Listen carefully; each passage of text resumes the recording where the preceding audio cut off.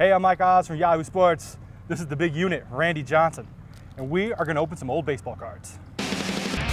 For me, the best leadoff hitter of all time. My God, you have a Randy Johnson. Sean Green.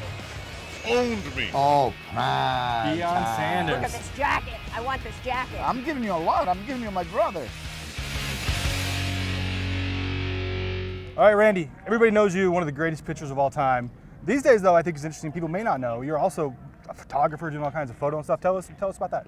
Well, I've studied photojournalism back at USC when I was in college playing baseball there. So actually been taking photographs and have studied photography probably just about as long as I've been playing baseball. $19.89 per deck. This is what I'm giving you.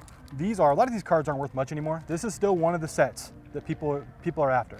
And it has the Griffey rookie that's really famous, and it has your rookie that's really famous. All right. So I only have a couple packs of these. One is for you. One is for Griffey if we ever get him.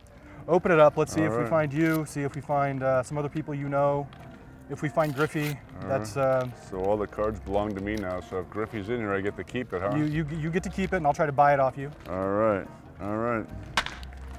The first Toss that on one. the ground. The first one, Rob Dibble, the Cincinnati, Nasty Boys. one of the Nasty Boys. What he did as a closer was pretty phenomenal, and the velocity and the whole story and aura that came about him. So pretty unbelievable. Vance Law, a little before my time. Don't think our paths ever crossed. Mike Heath. Here's a story. Mike Heath. Yeah. June 2nd, 1990. Mike Heath. He was actually the last out of my no-hitter in the Kingdome. Heard that it was a swinging strike. I went into the clubhouse and I heard he wasn't really happy the remainder of the night. So thanks, Mike. There Appreciate we go. it. That's great. Andy Van Slyke. Andy Van Slyke was with the Pittsburgh Pirates when I was with Montreal. So a little bit of history with him. Todd Worrell. I don't think our paths ever crossed too much. Let me see here. Who else? Oh, there's an expo. Tim Burke.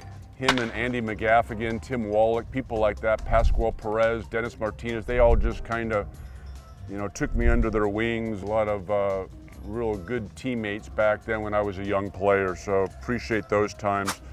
Barry Larkin. Fellow Hall of Famer right there. Yeah, fellow Hall of Famer, another Cincinnati Red player. Faced him a few times, great player, and obviously you don't need to say much about him. He's in the Hall of Fame, so a lot of respect there. Dale Murphy, what can you say about him? He's right on the borderline of being inducted in the Hall of Fame. A lot of people have pulled for him, and obviously I have as well. But great outfielder and great hitter, kind of like the iconic player that played for the Atlanta Braves before their big heydays with Smoltz, Glavine, and Maddox. He's one of those guys that, because they were on TV all the time. And in the 80s, you got to see a lot of him because they were on TBS and you couldn't see them.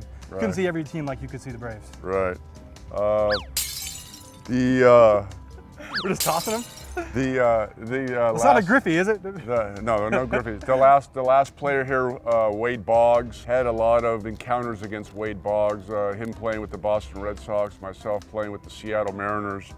I usually didn't ask to take too many pictures with present players. It was usually the pitchers that I wanted to take picture with was, a Mike Schmidt or, Yogi Berra or Sparky Anderson or something like that. But, there was a game where I pitched against the Boston Red Sox, and I asked the next day, we had the same agent, if I could take a picture with Wade. I was still a young kid, and I didn't realize when I saw the picture later, he was holding up 3 fingers, and I asked him down the road what that meant. And I didn't even think about it at the time, but I had struck him out 3 times the night before, and he said that was the first time he'd ever struck out 3 times in a game. Wow. So another Hall of Famer and a great deal of respect for him. And can you confirm the beer drinking, all the beer drinking stories?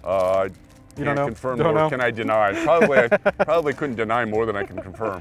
All right, I got the 91 tops. They got the gum in them. You want some gum? Let's have some gum here, okay?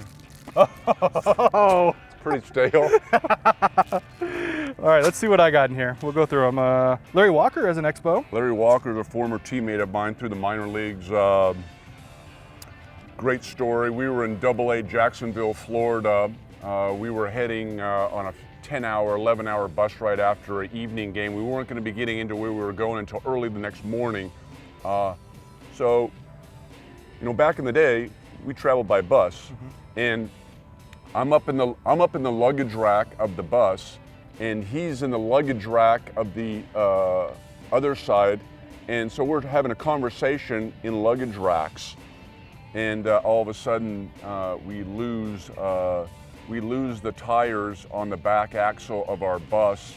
And I had never seen anybody get out of the luggage rack, because when you're in the minor leagues, you sleep anywhere you can on the bus. Yeah. People would be sleeping on the floor, but I chose to sleep in the luggage rack, and it wasn't easy to climb up there, and you weren't moving around. Got to be a big luggage rack. Well, it wasn't.